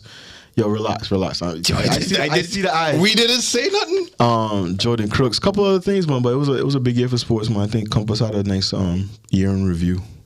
So even now with Hastings too. So Let's continue. Start off the year, good one. So, a quick question. I know you guys talked about, holiday and whatever with Crooks and stuff, but because of this now, I mean, like, in my mind, it's a yes, but, like, is he the greatest K-9 athlete of all time? Yes. 100%. Yeah. Yes. No disrespect to the old heads. No disrespect. I'm sure Yeah, somebody no that used to disrespect. fucking score like But it's 7 crazy. goals and then 22 years old. That's insane. World record. Yeah, I don't think we've ever had. We never had anybody on that Yeah, stage. I don't think so. never. Granted, there are some sports where you don't necessarily have world records. So kind of how do you? Yeah, So like but, for golf example, we don't have yeah, but any world records for. but like you know, world champion. No, but yeah. in that realm, yes, I certainly think so. And then like the first man ever to do a sub 20, Sub 20, yep. like That's crazy. crazy. And pass a drug test afterwards. That's Wait, why you have to say like nah, because I'm sure they caught as soon as we got the pool. They're like, "You're coming this way. Just come." Yeah, man, just Just test you out. Under 20. nah, that was too far. I mean, from, they from the Cayman Islands. Where the fuck Yeah, that the is? fuck. what do you mean? That what we do? We from the island? That's what we do now. That what we do now. Yo, my son came home one day. He was like, "Oh, Daddy, can I go to the Olympics?" So I was like, "You ain't gonna be the fit." Yeah, of course you can go to the Olympics, son. And I was like, I'll buy you a ticket. I said, "What are you gonna do?" He say swimming, and I was like, "This must be the Jordan Crooks effect one. They must be talking about it in school." This is what he really said Jordan Crooks. No, that's I mean, he really said no. swim. Yeah, I'm swimming. Like I've never heard nobody say Lions they want probably to got so much kids sign up after But that's good though. That's No, good. that's No, great. that's That good. was That's great. good. That's good though. That's good. Yeah. I love it. You know, these kids still need heroes to look up to. Who? Hear Got my the life wet on a different. Oh, path. you. yeah, jumping fence. Yeah, I would jump in fence. Yeah. You know, I was too distracted. Like he dropped sound like he all what her name was? back then. Which one? Yeah, back then. Yeah, a couple. You know, let's leave that. Let's leave that alone. Yeah. Speaking of anything that happened here, did you see the video with the man that he pulled the fish out from in front of the shark? The West Bay. Oh, he Right. saved the fish from the hammerhead. Real shot. Why he didn't keep it? What do you mean? Mercer, bro. But the boy was having a rough day. The shark would probably just ride on the boat, waiting. And as soon as he drop it back then. Yeah, Rashad, No, you No, remember- he didn't. Because he didn't drop him If back I there. caught that, I would keep in that. And I No would cook man, in that. Sure. I would no cook in man. that. You listen. No. You gotta But I show the think man a it was little in the blind fishing blood. tournament. Show who a That what little came on kind. Came on, Yeah, kind. yeah. Fry him No up. fish not being kind to me before. Get out of here. Came on Friday. I would have taken straight grape tree. Cook this one here for me. This how I caught it. Oh, to see her? Just like that. But real talk, if she didn't catch that on video, nobody would believe that. 100%. Nobody would have believed that. No, I probably would have believed it, man. Catch Why? fish with Because your they were hand. West man? Yep. Well, that's the only reason I would That- believe it. But because like, it's a West man. outside That's of why I that, believe no. it. Like, No, outside that's of that, great no. footage. If you just told me somebody else did it, but you say a man from West did it, Yeah, it had a little more credence to it. I'd be like, yeah, I definitely would have been like, yeah, I believe that. You West wouldn't- man or not, I wouldn't have believed that. Nobody could tell me. That I couldn't believe it. So pulled a he fish. put it back. I was like, why you put it back? I thought you done. And worse, we got like almost the same name. Yeah, we do great stuff. Here you know. So that wouldn't have Here surprised you me. know. You not West man. No, But that no, shark I'm must have been vexed, man. BT. I gotta work for my BT dinner West. again, no? Yeah, he almost had him too. Shark almost had him. Do you remember that video where there was a I forget what kind of shark it was, but these tourists were out on a little tour or whatever, and the shark was trying to eat this turtle, and we hear this one woman, "Aren't you gonna try to save it?" And the guy's like, "No, that's Mother Nature taking its course." You No, bet. if you did that to me, I follow in that boat. And if I the shark, I follow in the boat and I pray and you jump in the water. Because I come in for you. You just took my food, now it's you. Yeah. Yeah, I get you. I get Why you. were you up here fucking with people for dinner for? No, you're not supposed to do that. No, you supposed to let nature take its course. Them sharks working hard for their meals, bro. The only animal I probably save is a dog. If I saw like a snake trying to attack it, I'd intervene in that. Snake attacking a dog? Yeah, like I suppose a little small dog. Oh, It's like a big no, snake. I was Yeah, I trying to intervene. like he supposed to be bigger than a No snake. Run compassion away. like that. Speaking of dogs, Yeah, they still looking for that. They but still looking Spikey, for that dog. Yeah, Yeah. them signs still out there. Final call. No, they need that. Listen, they got a web page. They did 2 newspapers. I don't know if it's 3 now, but they did 2 full page Right. ads on the back. It was in last week's paper too. So like 3 full page ads in the back. Like Last chance. they definitely spent more than 10 grand on this ad campaign. We need to invite them on, find out like what the real deal behind Spikey is. Like, was he carrying something? Why you going so hard? I Like, hate- granted, if I lost my dog, I would be heartbroken and I would try to search him. But after a certain time, I'd kind of be like, boy, he know where home is. He clearly don't want to be back here. He clearly don't want to come back home. that could he So you can't can't let him go? He can't come back there. I fear Spike is no longer with us. Yeah. For a long But time. hey. For a long time. Yeah, I think For a that's. long time. I'm pretty sure Spikey out there. Somebody would have found him by now. He What would they need to he do would is- probably in a hot pot. I was Understand? trying the food poisoning. What they need to No, do but is think use all about that money and pay for a tarot reader. I was gonna say I think he been shoved up. It might Hey. be next door. Next door Oh my to God. to the house. So I was wondering that too because they did last call, last chance. I was wondering if they have some inside information that they know he's still around or someone just kind of holding him. but then you need to up the price. And you need to up Oh, you saying like somebody stole him and yeah, because they kept saying no questions asked, which sounds so weird. Yeah, but I mean, if I knew that, I would 10 grand. We can go buy another dog, bro. Like literally. I'm talking about the people who have him. Like, I don't want a dog that bad. Yeah, I'd be like, Chris, just take this dog back for me and get the 10,000 and come. Is he like a rare breed or something? I get sentimental too. I mean, Yeah, of course. So that's why I say I want to find out like why such the effort behind it. Because as a dog owner, I get it, but they go in above and beyond. So hopefully that dog probably in their family for years.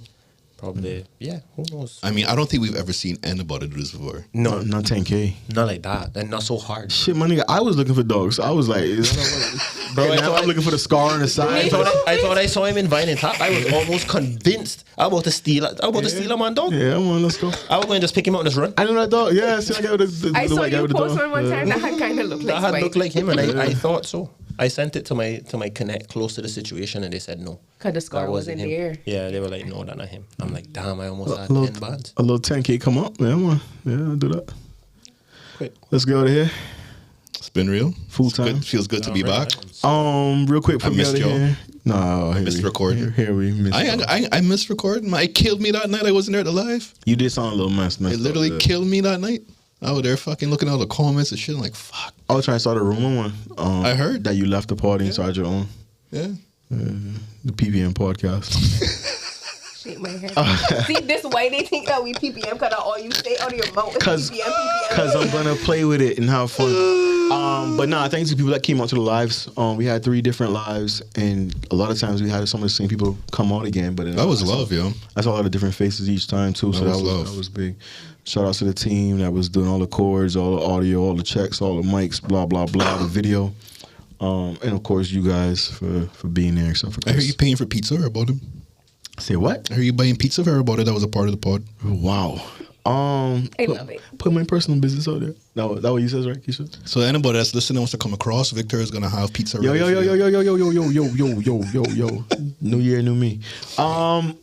Let's go here. Any final comments, Rashad? Your gold chain on the phone. Mama Ruby's Night Carnival. March the 8th, I think. Yeah. March the 8th. And See y'all running ads hard now, boy. I can't even turn fucking Instagram twice without seeing Night Carnival. That was good. That good. The video looks good too. Yeah. We got more footage. We got a lot more footage. The women are beautiful in that. You curated that yourself, or you were like hands on? Oh, yeah, I stay away from that. I stay away from that aspect of it. yeah, some bodies in that one.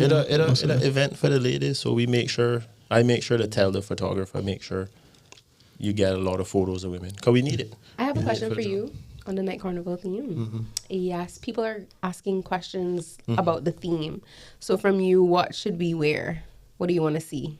What is the theme? What do I want to see? I want to see people You're at the the party. promoter, so I want to see people at with the your event. theme? The theme is black. I and thought, red. boy, I thought we would say I don't see nothing. I was gonna say that. No, I can't say that. No, the theme is black and red. So we just want to see people come out and granted you don't have to dress the theme. So if you don't have anything black or red, you don't have to dress it. It's just a recommended theme. But the only thing is dress sexy. It's Night 'Cause, yeah. Carnival.